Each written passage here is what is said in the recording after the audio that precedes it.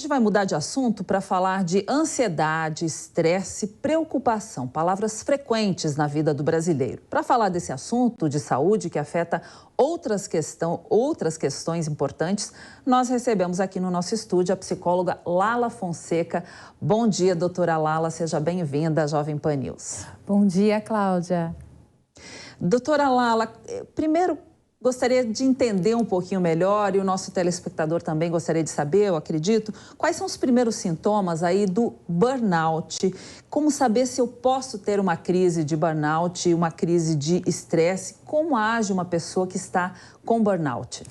Vamos lá, né? O que a gente precisa entender inicialmente é que o burnout ele é uma síndrome de esgotamento, mas voltado para a vida profissional, né? Quando se chama burnout, sempre está relacionado com o nosso trabalho. Então, ou seja, a gente tem uma carga excessiva de trabalho ou até, né, a gente tem um assédio moral, um gestor, né, que aponta o dedo na frente de várias pessoas e a gente vai se sentindo um pouco mais incompetente, né? Mas a gente pode desenvolver problemas de estômago, problemas na pele, aquelas vermelhidões, coceiras que aparecem repentinamente.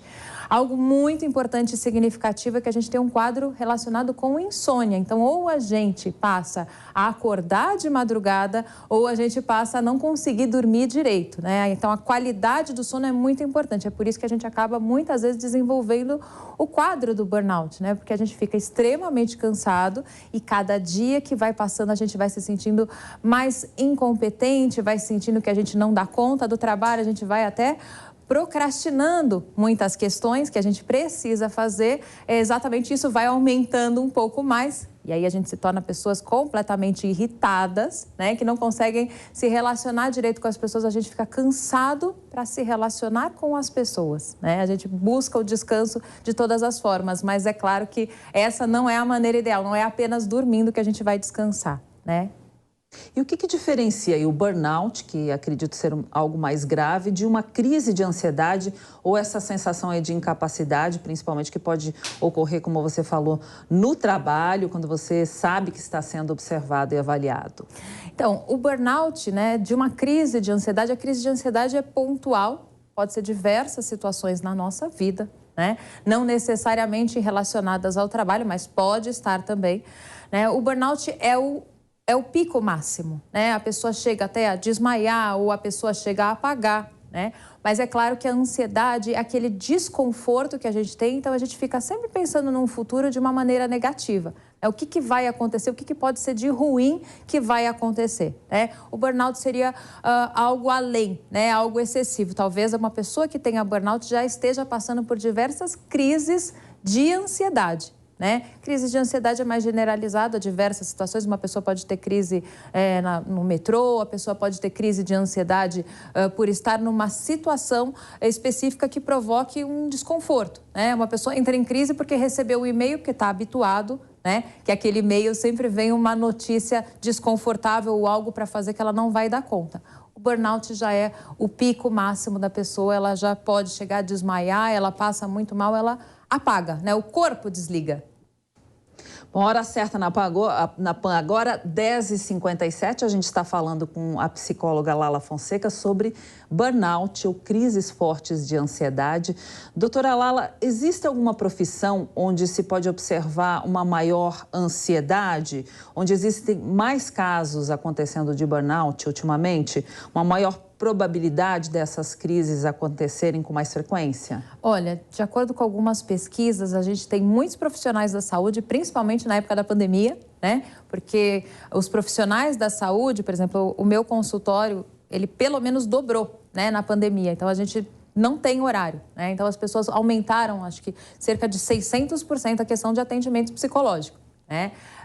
A gente tem os profissionais, tanto médicos, né, da saúde, quanto advogados, né, que tem essa questão ali relacionada ao status, a dar conta, a ser bom o suficiente. A gente até teve um caso recente, né, de um estagiário que teve uma tentativa de suicídio por trabalhar 12 horas, mais de 12 horas, de uma forma excessiva, né? Não sei se vocês chegaram a ver uma pesquisa nos Estados Unidos que 4,5 milhões de pessoas no ano passado pediram demissão, né? Exatamente por causa dessa quantidade de horas e quantidade de trabalho, né? Que a pessoa, por causa da pandemia, começa a desenvolver essa necessidade de trabalhar mais e mostrar mais trabalho. A gente tem os bombeiros também que passam por essas situações, a gente tem professores que também ganham baixo, né? E ele ganha por hora, só que ele trabalha muito pós, né? Não é apenas dar a aula na sala de aula. Então, a gente tem essa relação, né, desse excesso de trabalho, essa sensação de não ser bom o suficiente, e aí isso dá um estopim relacionado ao burnout. Pois é, como você falou, então a pandemia aí levou muitas pessoas a se adaptar, né? A trabalhar em home office, fazer o tão esperado trabalho de casa, e essas novas adaptações, como você falou, trouxeram muitas complicações para muita gente. E agora, voltando ao escritório, muita gente está se readaptando novamente. É um movimento que causa situações de estresse, né, para todo mundo. Como essas pessoas devem lidar com essas situações? Olha só, na verdade, o que a gente precisa entender como ser humano, acho que é muito importante a gente avaliar isso, né? Tenho pacientes que chegam para mim e falam: preciso de um novo objetivo, preciso caçar, preciso buscar, preciso sempre estar sendo melhor. A gente precisa associar os nossos talentos, né, o que a gente mais tem facilidade de fazer, com talvez um sentido da vida para a gente. Quando a gente retorna ao trabalho, a gente tem que ver o nível do desconforto, porque muitas pessoas desenvolveram esse nível de desconforto social. E aí é um dos motivos que leva as pessoas à demissão, ao burnout, porque não suporta muito mais essa questão social. A questão do trânsito, né? Diversas pessoas falam lá, assim, a maior perda de tempo na minha vida é o trânsito. Eu até aconselho, né? Oriento as pessoas, talvez um podcast, talvez um audiolivro, fazer algo naquele momento, um momento de organização. Você conversa ali com o telefone, vai fazendo lembretes e vai se organizando no seu dia, porque muitas pessoas sentem que é um tempo perdido e depois eu vou ter que correr atrás do trabalho, né? Então, essa sensação de eu estar perdendo tempo e eu não conseguir, né, colocar em prática o que eu preciso fazer na minha vida. Então, essa seria uma mensagem muito interessante, né, Cláudia? Que a gente precisa, sim, associar os nossos talentos e fazer de uma maneira mais fácil o que a gente veio para fazer, né? O que a gente se sente bem em fazer. E existem pessoas que, independentemente aí da profissão, têm mais, podem desenvolver, são mais propensas a desenvolver essas crises? Sim, na realidade a gente tem uma sensibilidade da pessoa, mas pessoas que são perfeccionistas, as pessoas com tendência, né, a quererem fazer uma boa entrega, a buscarem o sucesso. Quantas pessoas de sucesso, muito provavelmente, né, um bom líder não entrou em processo de burnout, né? Porque a gente fica sempre querendo trabalhar mais e correr atrás e ser melhor e ser melhor. E essa tentativa de ser melhor faz com que a gente entre num desgaste extremo. A gente precisa também viver a nossa vida no aspecto pessoal, não apenas o profissional. Então, essa busca incessante por um profissional melhor e por um sucesso e por uma questão de visibilidade, né, a gente acaba entrando num processo de desgaste, de exaustão mesmo. E as dicas que a gente costuma receber aí para várias questões de saúde, como exercício físico, alimentação, oração para quem tem fé, respiração consciente, uma meditação, isso tudo pode ajudar a diminuir as crises ou até a pessoa se livrar dessa doença, se é que se pode chamar isso de uma doença? A gente não chama de uma doença, é um conjunto de sintomas, né? Chama-se de síndrome, mas não é efetivamente uma doença, o burnout, né? Mas o transtorno de ansiedade, as crises ansiosas, sim, né?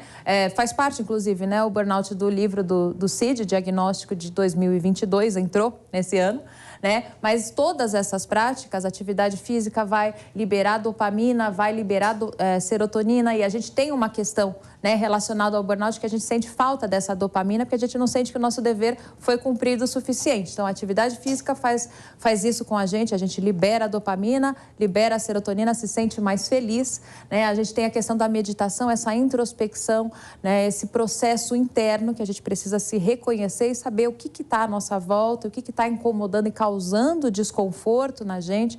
O processo de terapia é fundamental para as crises de ansiedade, para quadros ansiosos, deprimidos e burnout em si, para a gente aprender a entender quais são os nossos limites para não chegar neles, né?